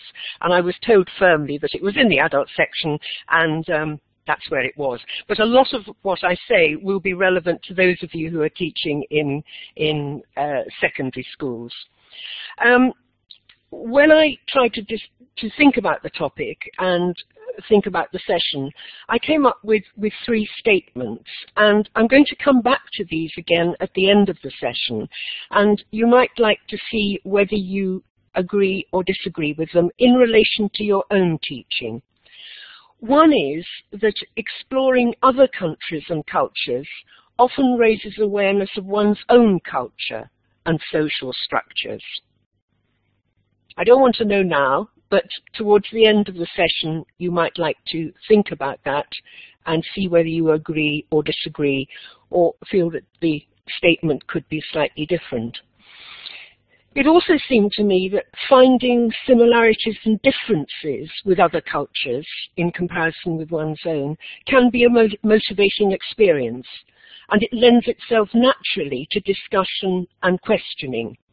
And if we're thinking in the school environment, of course, this fits into an educational context of intercultural learning, thinking about other people in other societies. So there's another aspect of the topic it might be worth thinking about. And the third one, and this relates back to readers, is that factual input from both text at the appropriate language level and photos carrying a visual message is a natural way of combining language and culture, and it provides a stimulus for reading for both information and pleasure. It's a rather long sentence, I'm afraid, but the two important things there for me, and they do relate to the Cultural Reader series, are that we're talking about input from text and photos. And I think if we're talking about cultural exploration, the visual is very, very important. And this is something I'm going to come back to. Somebody's just said students love pictures, and I totally agree. And of course, there are students in the class, some of whom react more naturally to the visual, whereas others react more naturally to the written. And I think we have to bear that in mind. So, why this topic? Well, a little bit of history. I wrote about 10 years ago a series for Macmillan called Topics. If any of you are from Latin America, there the series was known as Portfolio. And these were magazine-type a magazine-type series of reading material.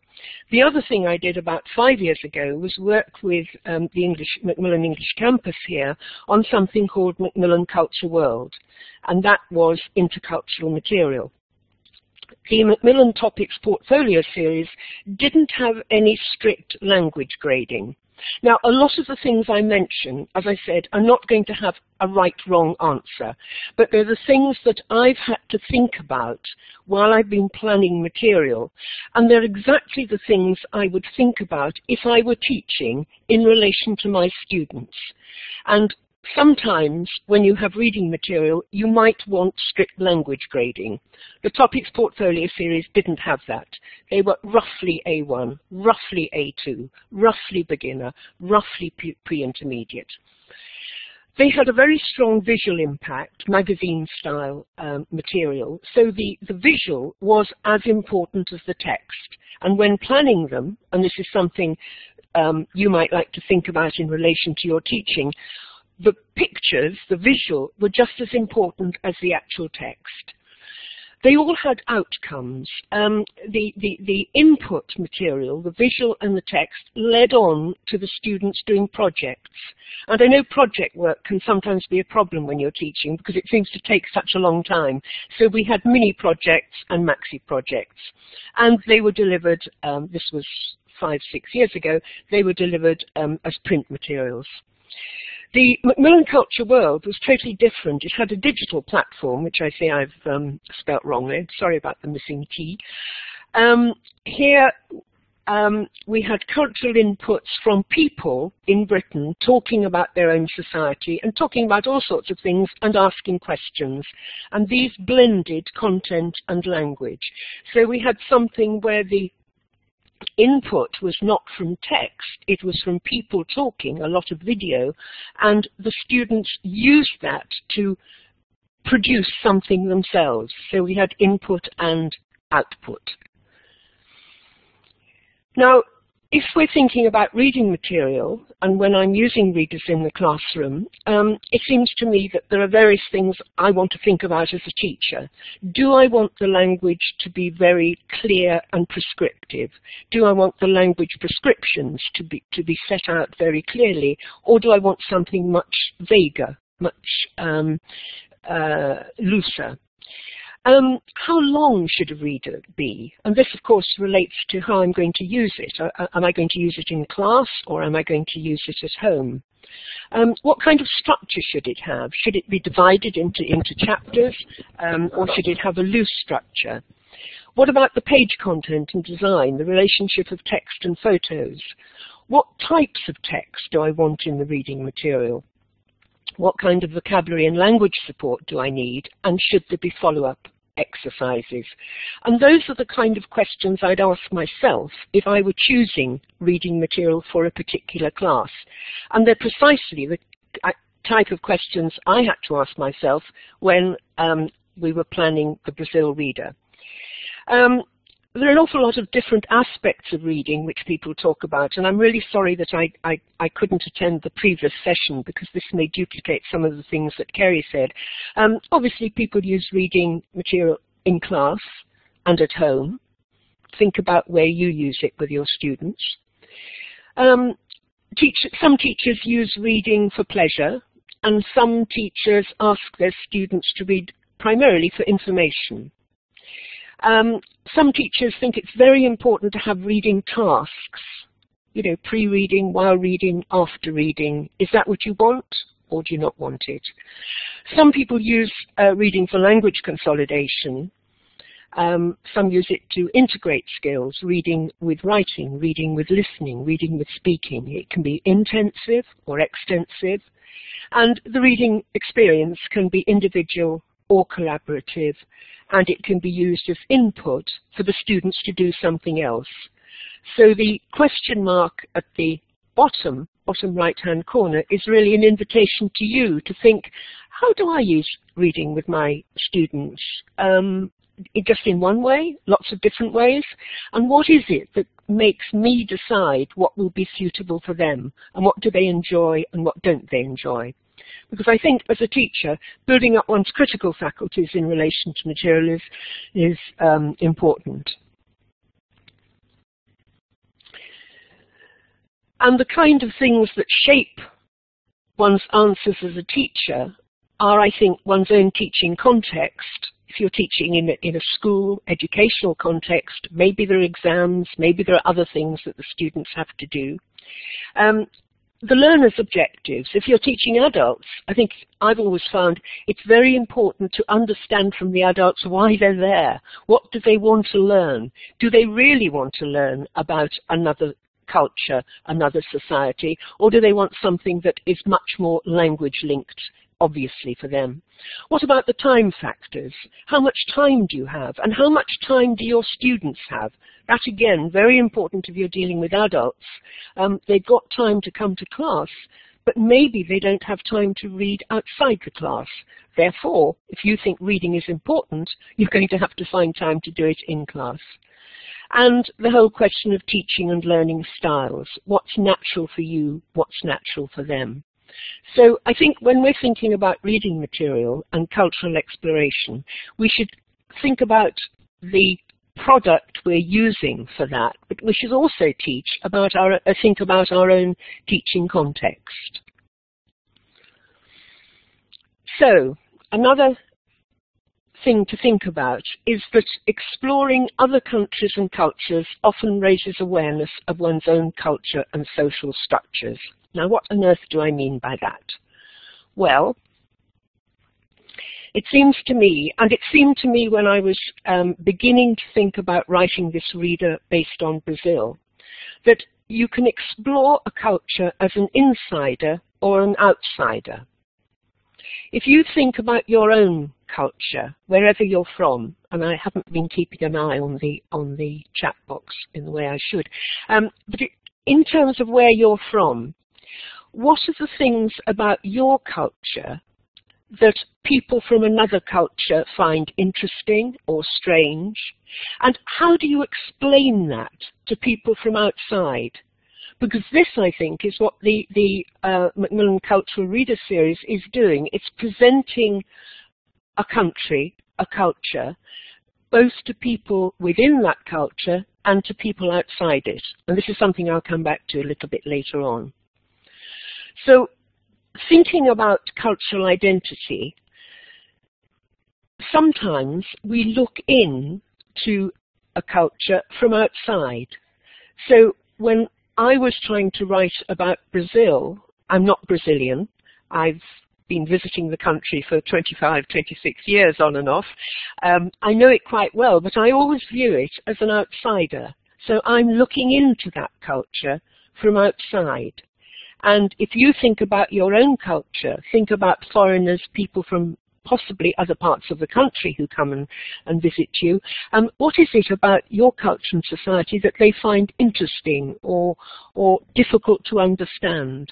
And how can we make that relevant in the classroom?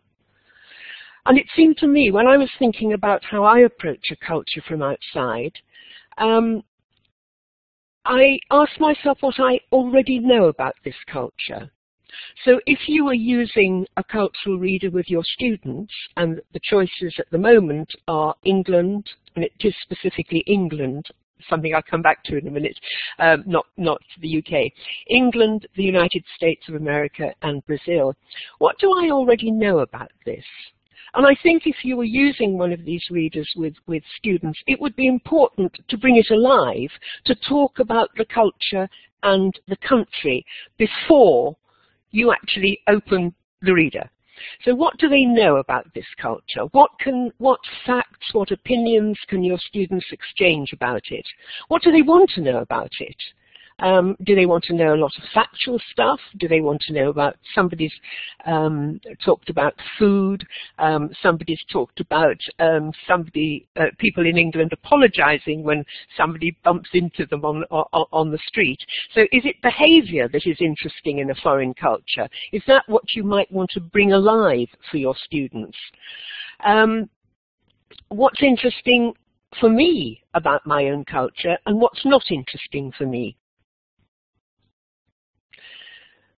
Then, from the inside, thinking about acting and reacting from the inside,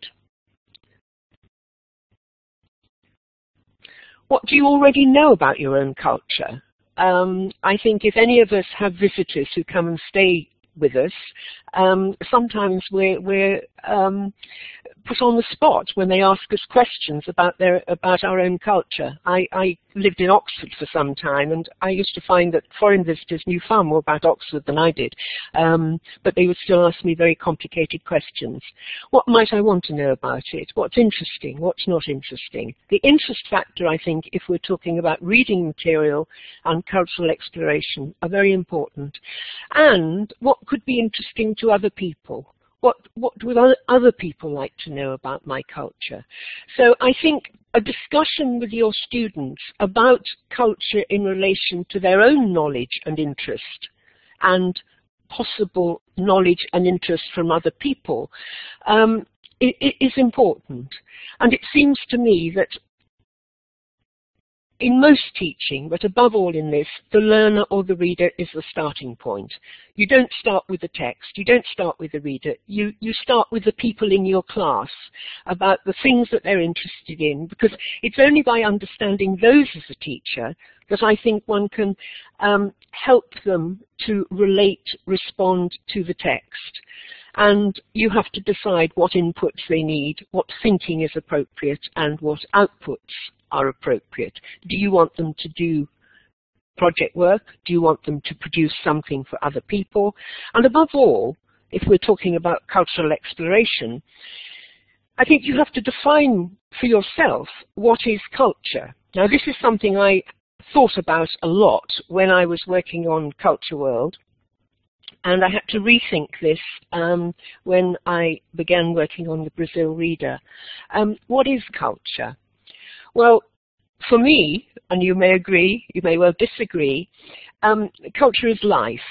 It's ordinary, everyday behavior. Somebody referred a few minutes ago to food, a very important part of most cultures.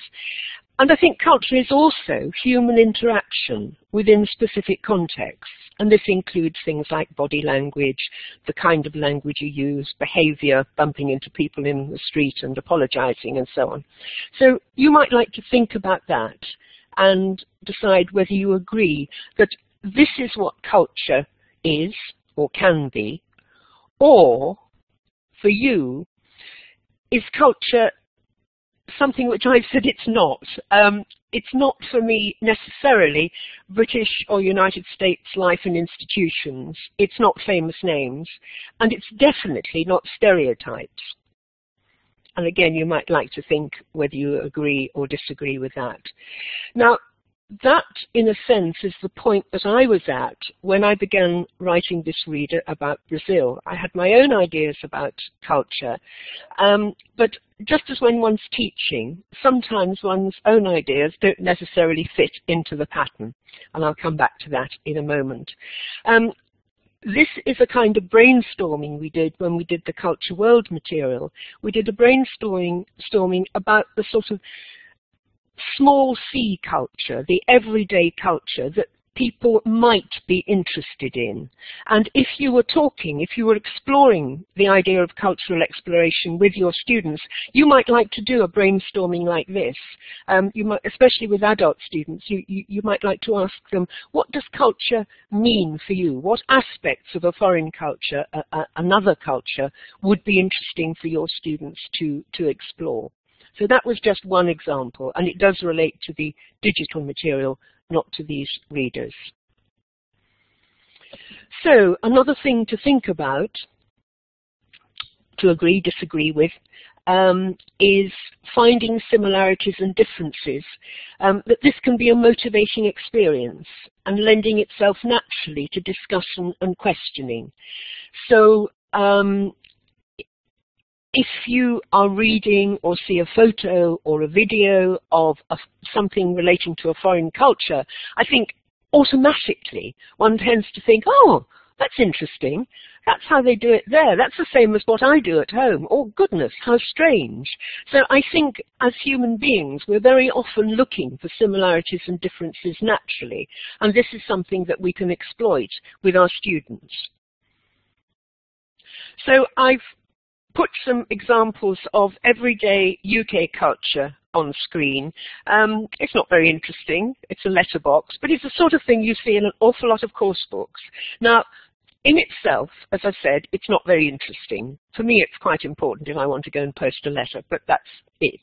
But how would your students react to that? Is that a strange object, a known object, similarities and differences in your culture? This is an example of how one can use visuals to explore different cultures and societies. This was just a photograph of a street sign. And I'm now going to put up something I photographed at the weekend, and you should be able to find out from that where I live in the UK. There are two clues. The first clue is that it says Callender Kirk. The little town I live in is called Callender, and Kirk is the Scottish name for a church. So it's the Church of Scotland, but it's called Callender Kirk. And the other clue, no, that was the one, the one clue. So Kirk and Church of Scotland. Now, I used that example. I photographed it at the weekend because I think there's a danger when we're teaching that students just look at the photos in the course book, and they're almost there like illustration. Unless there is an activity that really, really uses the photo, we tend to just rely on the text. So I think it's important to encourage students to look critically, analytically at visuals, not just in course books, but in this case in a reader, and think about what you can learn from them. So this, as I say, is a photo I took at the weekend in my own hometown. Now, I've mentioned that I live in Scotland, and this is a Highland cattle, a Highland bull, and I find that people down in London look at me when I produce this photograph as though I live in the Wild West or in the jungle, because it's such a strange creature. Whereas for people in Scotland, it's perfectly normal, and they produce very good beef, if you like eating beef. Another example of personal culture, looking at photographs, is this is a photograph from my garden 2 winters ago. Now, as you see, it's very snowy. It's a very cold-looking photograph, and there is another one of the view from the room where I work. Now, I showed this to some friends in Brazil, and there was a child of 8 who looked at these 2 photos, and he said, "Oh, Narnia." And he had not seen snow. He'd never experienced snow because he lived in the northeast of Brazil. But he knew about snow because he'd seen it in the movies, in films, in a film about the C.S. Lewis books Narnia. So when we use visuals with students, we need to think, and it goes back to what I was saying with starting with the learner, we need to think what impact it might have, what interpretation it might have for them. Because for this child, those 2 photographs were pretty, looking like a movie, what a beautiful country. For me, snow was 6 weeks when I had to dig my car out every morning, and it represented a lot of cold weather and not being able to go out. And I was very glad when I saw some spring flowers and I felt that the weather was going to change. So I'm using these as examples of how one has a personal reaction to visual input very often. I see somebody's put up a question about an example of culture from Asia. There is, I believe, about to be a title in the Cultural Readers series about an Asian country. But my colleagues, Macmillan colleagues, can tell you more about that. The other thing about culture, of course, is that because of language, because of the English language, it's very difficult to say whose culture this is. This was a photo I took in a shopping mall in Brazil a couple of years ago, and well, you can work out what kind of thing they're selling on that stall from the name of it. So let's go back to readers. Let's go back to factual input, text, photos, combining language and culture, and providing a stimulus for reading. As I said, the Cultural Readers series at the moment consists of England, the United States of America, and Brazil. And I think there is about to be a nation one. The contents page of England, the chapters, contain these things. And I think as a teacher, and possibly as a student, I would look at those and I would ask myself, which of those topics is really of interest to me? All of them? Some of them? Do I want to be selective?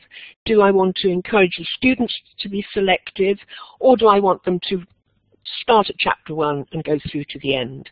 So I think as a teacher, one has to think critically in a positive way about the content of any material. Those were the contents, the topics from the United States of America, and this was the one from Brazil. Now, I said that writing a book is sometimes like teaching. You sometimes agree with your colleagues, you sometimes disagree with your colleagues. And I had a problem with some of these things. The second one, Brazil, Past, Present and Future, was meant to be history. Now, for me, thinking about Brazilians reading about their own country in English, I thought, but they're not going to want to read about their own history. Now, either they'll know it very well, much better than I, as an outsider, can ever know it, or they did that at school, they're not interested anymore. And I had a lot of conversation with myself and with my colleagues about what aspects of history one could include about a country when one was dealing with insiders and outsiders. And that, I think, is an interesting area to think about in relation to approaching a country that perhaps is known rather better than Brazil, such as England or the United States, or if there are any Brazilian teachers here, reading about your own country. And it poses certain problems, certain choices. What we felt was that we should start off with some facts about Brazil, an introduction, and a quiz. And what I find interesting about the quiz, this poses questions which are all answered in the course of the reader. What I found quite amusing was that I went to Brazil the last time in September, and I was talking to some colleagues in the Macmillan office there, and they were saying, Susan, we're Brazilian, but we don't know the answers to all these. They obviously hadn't read the reader. They wanted the easy way out. And they were genuinely intrigued and interested to know the answers to questions about their own culture. So that is something to bear in mind if you are asking your students to make a quiz, ask questions for outsiders learning, reading about the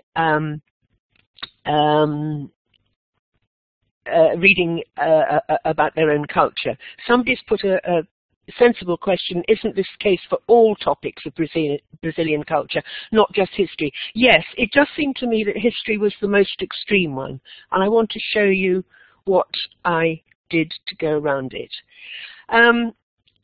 We thought that a map of a country was very important. One of the key things about Brazil, and here you should relate this to your own country, is that it's surrounded by a lot of other countries. Now, I said, I live in Scotland, the country next door is England, and there's nothing else next door except a lot of sea.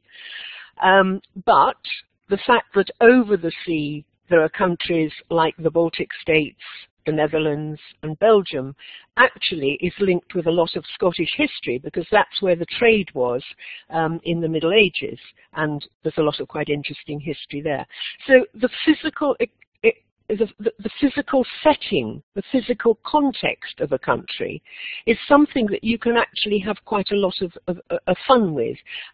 One of the other important things about Brazil, of course, is that it's a Portuguese-speaking country surrounded by Spanish-speaking countries. Sorry. And from looking at a physical view of it, one of the things that one can see is the Amazon River, which is a key feature of Brazil. So the contents of Brazil had geography, history, ethnic mix, education and work, and so on. And when we first talked about what aspect of history, what aspect of the past we should begin with, the immediate reaction was, oh, who discovered Brazil? Where did they come from? When was it? Who were the first people to colonize Brazil?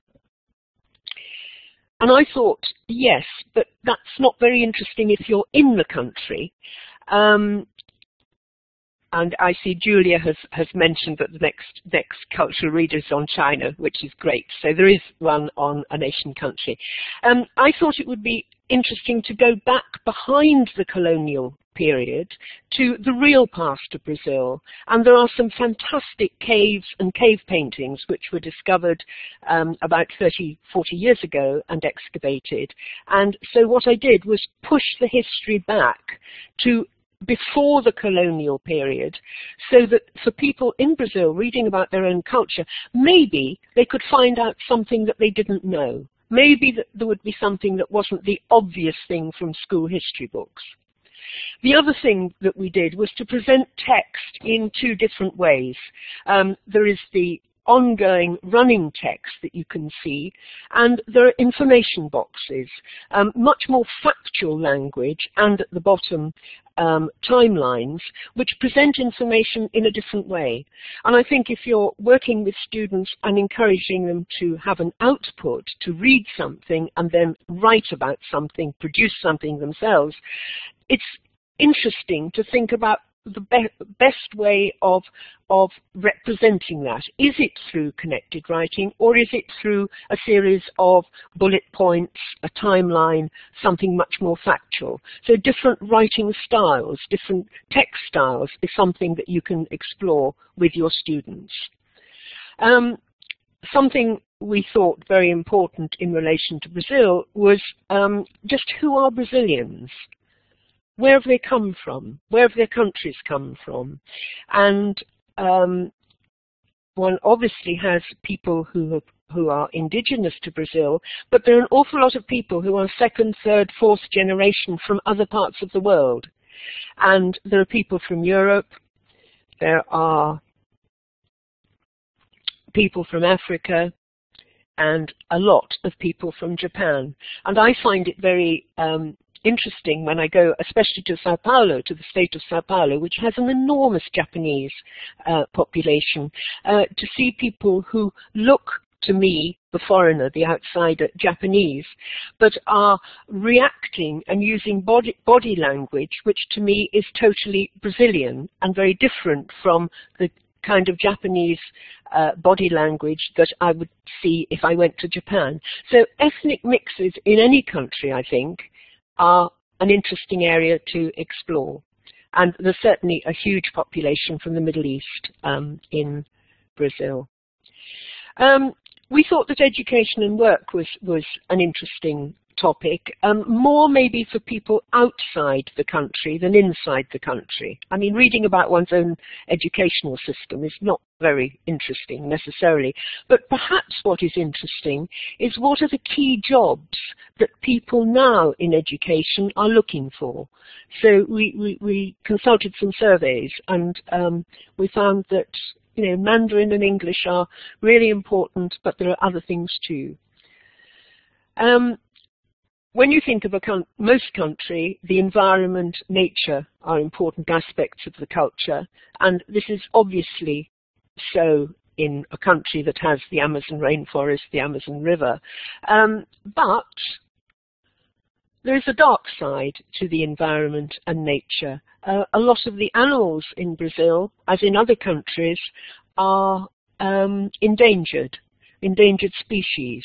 And if you have students who are interested in this, maybe this is something they could research, maybe this is something where they could produce their own texts.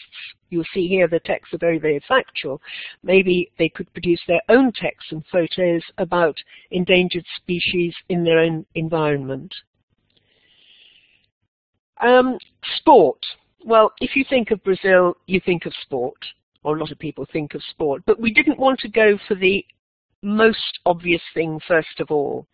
And one of the things that has impressed me over the last 4 or 5 years when I've been to Sao Paulo especially, but other cities, is the way that on Sundays the whole city is closed to traffic. There are a few highways where you can go through because they're trying to encourage people to get out, get on bikes and explore the city and get some exercise. So we actually started with a photo of people in Sao Paulo on a Sunday on their bikes. And again, there's a point of discussion here. If you were going to write a chapter on sports in your country as students, what photo would you choose to put at the beginning of that chapter? Would you choose something obvious, or would you choose something that might make people have a look and think, how strange, why on earth are people on bikes part of sports? So the choice of photos are something that can be an interesting discussion area for students. And of course,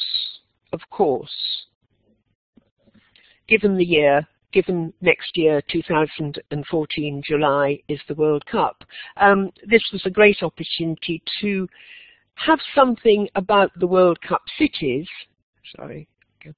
have something about the World Cup cities, which we felt would be of interest to people in that country and interest to those of us who are outsiders reading about these cities. Because one of the things I find in Brazil, and maybe it's because it's such a huge country, is that a lot of people know about their own city. Somebody in Manaus in the north will know about the Amazon and the Amazon area, but they probably know very, very little about Porto Alegre in the south, and vice versa. And if I think even about a small country like Britain, coming back to my own example, people in the southeast in London know very, very little about Scotland, and vice versa. So it can be that you could use something like this as a trigger to explore aspects of your own country and culture, even for people within that culture. All the readers have points for understanding, language support, glossary, useful phrases and exercises, and this I think is something that you can use in different ways. But what I wanted to do was suggest, through using one particular example, suggest aspects of cultural exploration which you might like to think about in terms of your own students. So, as I said at the beginning, there's no right, wrong answer, but you might like to think about whether it's true for you that finding similarities and differences can be a motivating experience, and whether this really does lend itself naturally to discussion and questioning. In other words, if the reading, the understanding of text, the reaction to photos can lead naturally to discussion. In other words, whether we're talking about integrated skills as much as reading. Would you agree or disagree that factual input from text and photos, as long as they carry a visual message, is a natural way of combining language and culture and can provide a stimulus for reading, for information and pleasure? Because if it's true I think as teachers we need to convince ourselves to spend time on looking at the photos. I think as teachers we react to language and we tend to focus on the language, and maybe we need to encourage our students to take time, analyze the photograph, find out what they can see in it, and see how they can interpret the information from the photo in the same way that they interpret information from the text. And this, I think, turns one back to one's own culture and social structure. Is it a good idea to explore other countries and cultures, both for their own interest? I mean, I would be fascinated, I will be fascinated to read the China Reader, because I've never been to China. I've been to bits of Asia, but not to China. So I, as an outsider, an ignorant outsider, will want to read it for information. And I think I'll probably want to see what's similar and what's different from my own culture.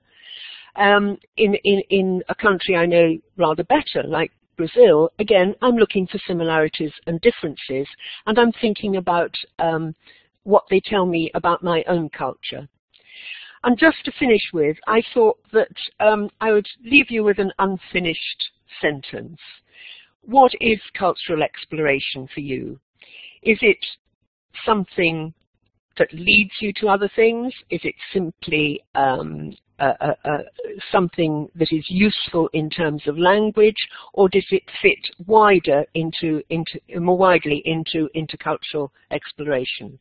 So there's an unfinished sentence, no right wrongs, no yes nos, but an open sentence to finish with. And I hope I haven't gone too quickly. Thank you very much.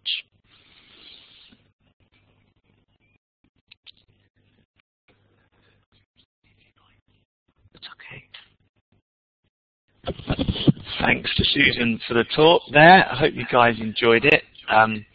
Seeing lots of positive comments come in the chat. I'm not sharing my video at the moment because my computer's fallen off a large pile of books that I had piled up a bit precariously. So you wouldn't be able to see my head right now. I need to sort that out in the lunch break. And thanks to you all for coming to this morning's adult session.